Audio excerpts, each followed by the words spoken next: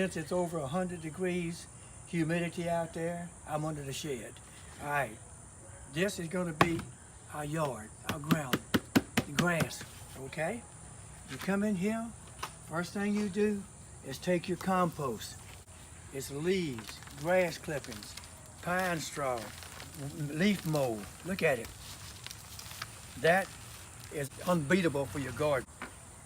Lay your compost on top, you know, 2-3 inches deep, it's your choice. Wet your cardboard. It needs to overlap where the grass can't grow up through it. You put that down good, you come back, get another load of leaf mulch and paper. Now here's the trick, people. If you don't mix this shredded paper with something real careful, it's gonna mat up and make clumps. So you mix it, see? This is actually food for your worms. And you take this stuff right here. Vermicompost, worm poop. See it? And very gently you sprinkle it. Look at it. Real fine grain. And it absorbs water like who'd have thought it. It will help your plants grow. It's for plants. And it's not a fertilizer either. It's a supplement. It's made from plants for plants. Mm-hmm. I know it's a little late in the year for tomatoes. No joke. But I'm going to use this for show and tell. Pull back your stuff. Cut your little exits. Take your trowel, dig down into the ground. Stick them down in the ground, pack them in, put your mulch around it, and forget about it. And the reason I don't plant seeds in the first year bed like this is because you're coming through compost, cardboard, compost, and the seeds usually don't make it. So you plant your plants, and they are already through the cardboard. And the cardboard, worm castings, and paper, and all this, if the worms start working through it, and they start making their own compost in the bed, and next year you won't believe the difference. Now, I'm gonna walk over to my garden, and I'm gonna prove what I just told you. I'll show you what I just said. You gotta get your ground healthy, figure out where you want your bed. Take your hoe fork, bury it down in the ground, and just do this and pull it out. Work the whole bed. And the reason being that opens the ground up. You don't want to turn it or plow it. You want to just open it up a little bit. Your worms can navigate faster, microbes get into the ground faster, and they start working quicker. The water spreads out, evaporates quick, and you work your soil up, and you'll start growing. This bed is 3.5 months old. I made it just like this. Layer of compost on the grass, soak it down good. Layer of cardboard on the grass, soak it down good. Layer of compost with paper and a little vermicompost, worm poop. Soak it down good. You cut through and plant your plant. That's 3.5 months old, first year. You look, it's bearing open like crazy. Started with vermicompost first, which are in these buckets. Here, let me show you. Take your vermicompost, same thing. You're not out here to build a raised bed 4 foot deep. You're out here to make sure you've got coverage. This is a bacteria. It will soak in the ground where that fork went. It will start multiplying and bring in the nutrients and the worms under the straw. And that's what you need to get this ground back. But this is nothing but solid clay here. Yeah, it's a solid clay, guys. We aren't joking when we say that we're fixing a garden on hard-packed Louisiana clay.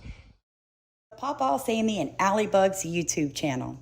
Here at Starkey Farmstead, our goal is to share the knowledge and experience we are gaining so that you can grow organic, nutrient-dense food for your family and your community. Over the past 50 to 70 years, we've seen a decrease in nutrient density in our food. This has led to an epidemic referred to as hidden hunger. We're getting enough calories, but not enough vital nutrients.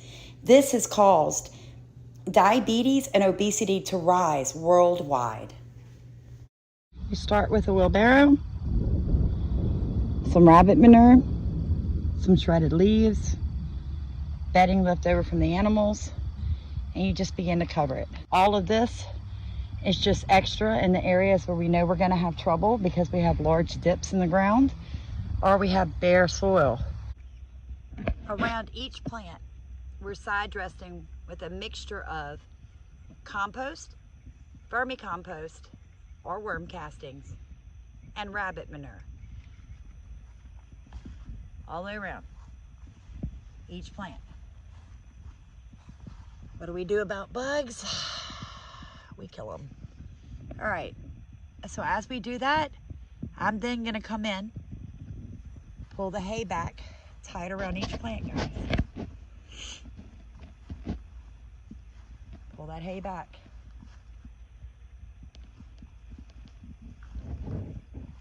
My dad's laying out each plant for me to come in.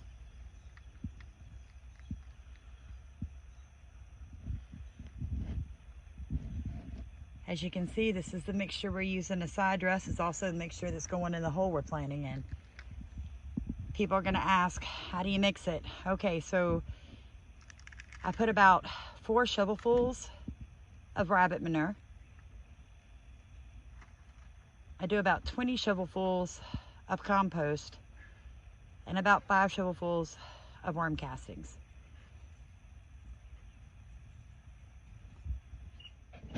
What, 4 hours or 2 hours? Yeah, just under 4 hours, Dad. We just hit, it's like 9:20. That's all it is? Yeah, we started at 6:40. We'll be through at 10:30. Oh, we'll be through before that. We have to. It's too hot out here. All right, guys. So what we want to show you today is we ran our string line, okay? That's step number 1. We went down the line, straddling it, separating the hay left and right. Right now, where my dad is standing is planted all the way up to there. That took us 30 minutes. Drill the hole, put in your compost, your vermicompost, put your plant in. Now all I have to do is go back with a shovel full of compost around each plant.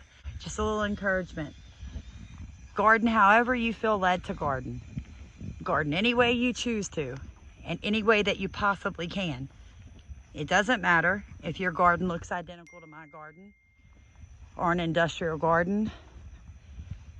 Just work with what God gave you. Beautiful day in South Louisiana. So today, I'm putting my tomatoes in the ground. Here's how I do it, people. I do it every year. See the cardboard? I put it right down on top, right on top. I soak the ground. I soak the cardboard. I take this razor knife and I make slits. And I wet it. That's on both sides. And I flip it over, wet it again, then put it down. All right? I go all the way around doing that. You see little sprigs of grass here and there. That's been sitting here since last year. And you don't see a lot of grass in there.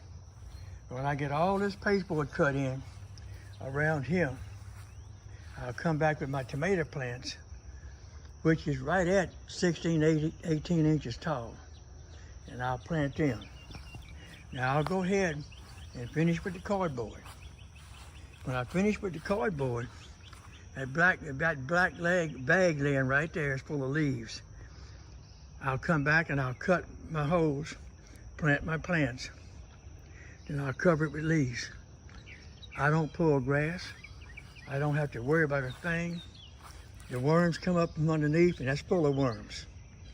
They'll eat the cardboard, enrich the ground, open it up, make it porous. The water and nutrients can go down. And as I plant my tomatoes, I'll put just a little bit of used coffee grounds and about a half a handful of worm In a food. 5-gallon bucket, and now it's time to get busy. Most people know that used coffee grounds can be added to your garden as an organic, sustainable, easy to get, cheap fertilizer. So it adds nitrogen, calcium, phosphorus, magnesium, chromium. I mean, all the big ones, right?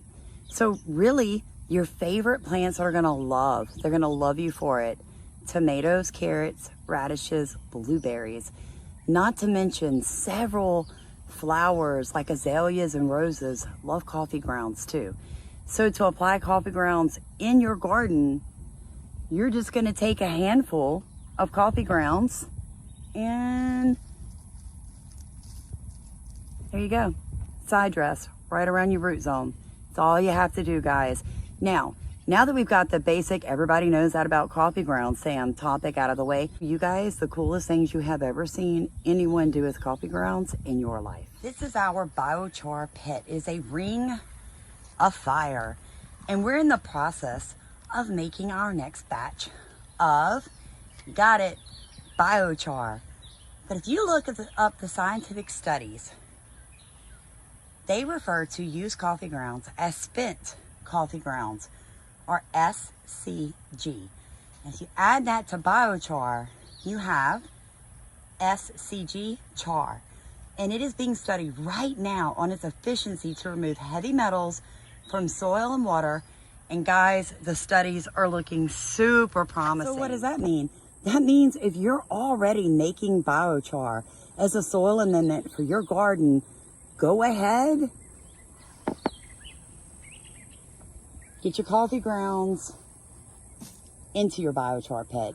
Now, guys, we have to change how we think and how we act when it comes to gardening, because prices are only going up.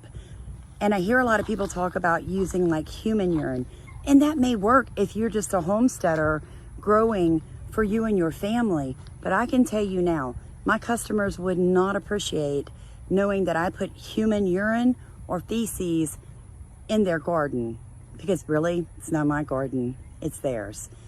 So my thing is this: we have to start thinking outside the box.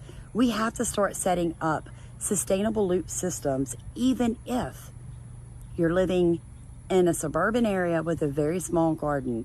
You're gonna have to figure out ways to make your own compost teas, your own worm castings. All of this stuff can be done on as small a scale as you want, or on a biggest scale as that you can possibly think. But we, as a world, have to start finding ways to increase soil microbiology, catching nutrients, cycling them back, and stopping the waste leaving our farms and our properties. And one way to do that, guys, is with rabbits, worms, and chickens. Those three small livestock can transform your market garden of any size. So I hope this video just encourages you. Thank you for watching. Thank you for rowing in our boats and letting us row in yours.